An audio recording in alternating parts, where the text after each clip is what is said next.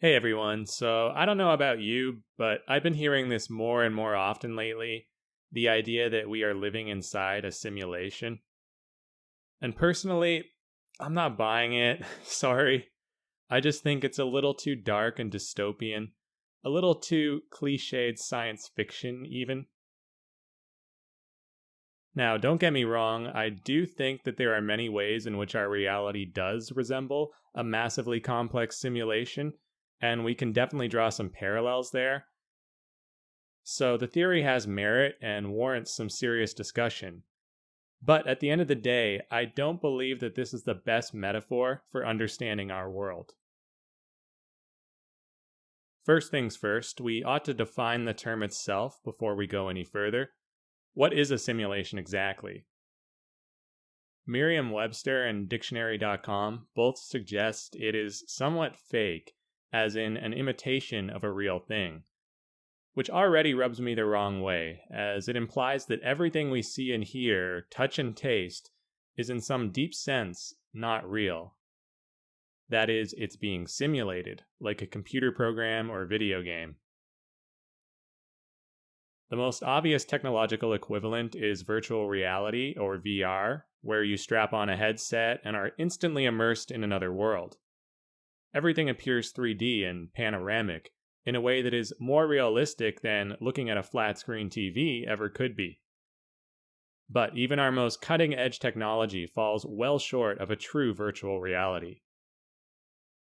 Notwithstanding limitations in haptic feedback and the complete lack of simulated taste or smell, you can still easily tell the difference between VR and real life on even a purely visual level, so we're not quite there yet.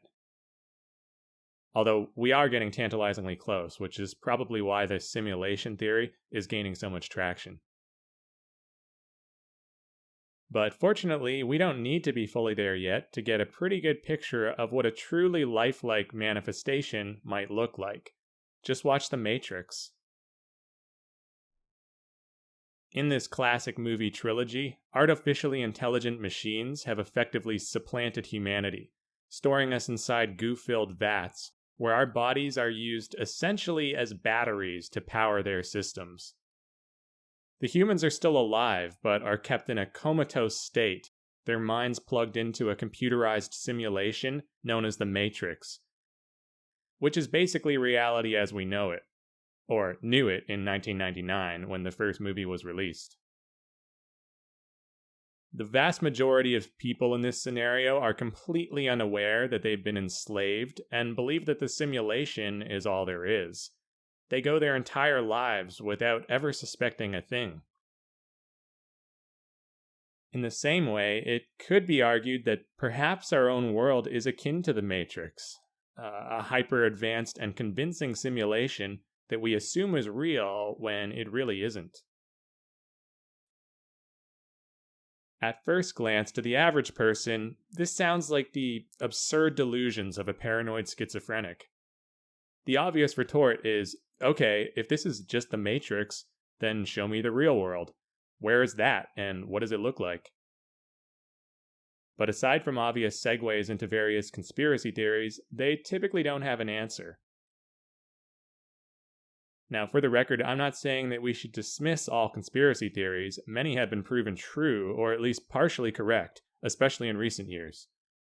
And I'm certainly not suggesting that this world, or rather, what we perceive it to be via the 5 physical senses, is all that there is and that we shouldn't question anything. Nothing could be further from the truth, and I'll elaborate more on that later in the video. But at the same time, I don't believe that this Matrix-like interpretation is very likely. It's simply too inherently sinister, and I reject it on that basis alone. The idea that we are trapped here, against our will, by some malevolent machines or futuristic AI, or whatever other powerful force you could conceive of. Satan or demonic beings are common culprits in religious circles. This just doesn't mesh with much of the spiritual literature. Near-death experiences, psychedelic drugs, meditation, all of these gateways into altered states of consciousness reveal a world that feels fundamentally good and full of love. People typically rejoice in such states and are reluctant to come back down to earth, so to speak. Contrast this with the quote-unquote real world depicted in the Matrix movies, which is nothing short of a post-apocalyptic hellhole, and you'll see that something doesn't add up. Moreover, many near-death experiences mention that we come here by choice. It's not something that is forced upon us, like we're sentenced or trapped here in a prison world. So I really don't like the negative connotations that the simulation theory can evoke. It doesn't resonate at all, and more importantly, I don't think it's very plausible given the evidence. I'm also not a big fan of the notion that we're being deceived, because if this is a simulation, then it certainly isn't obvious. It definitely feels real, like there is a sense of permanence, objectivity, and consistency to it all. Purpose even. Especially in comparison to alternative derivations like dreams, hallucinations, or video games. It would therefore follow that we've all fallen prey to an ongoing, elaborate deception, that we've all had the wool pulled over our eyes. Not to mention, the technological framing of it all is just so materialistic. The idea that the simulation would be completely computer-generated is kind of silly to me. Not to say that it's impossible, it's just so left-brained, reductionist type thinking. Intuitively, it doesn't seem comprehensive enough to account for the totality of our existence.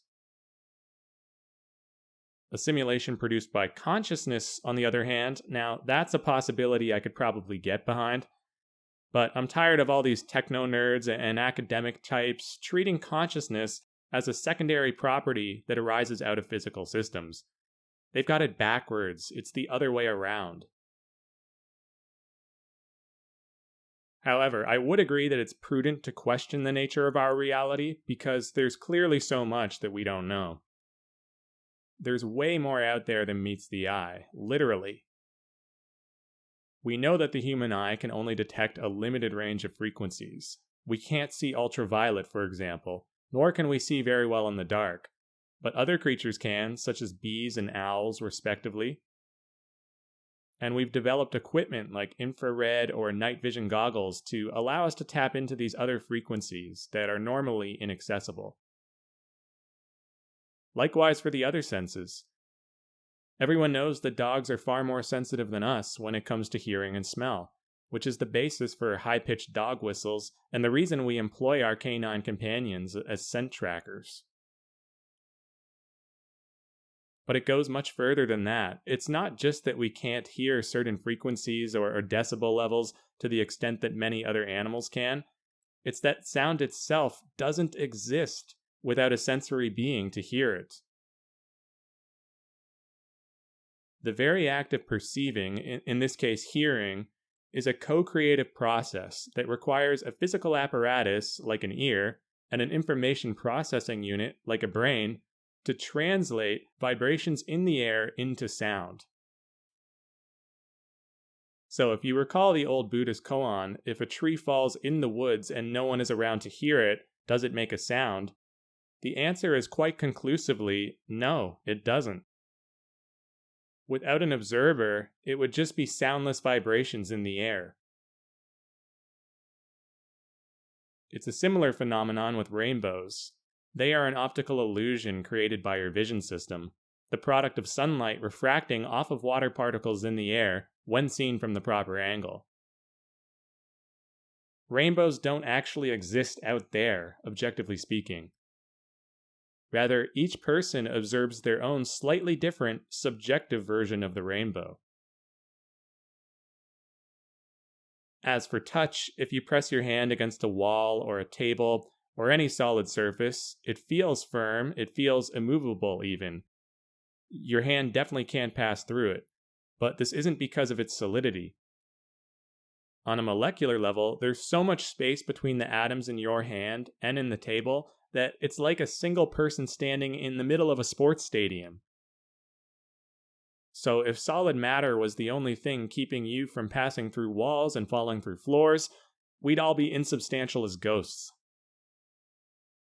It's actually the electromagnetic charge that causes objects to feel solid, as biologist Robert Lanza explains in his book Biocentrism. I highly recommend checking this out. It's a fascinating read and surprisingly straightforward, as he breaks down complex scientific concepts into simple layman's terms.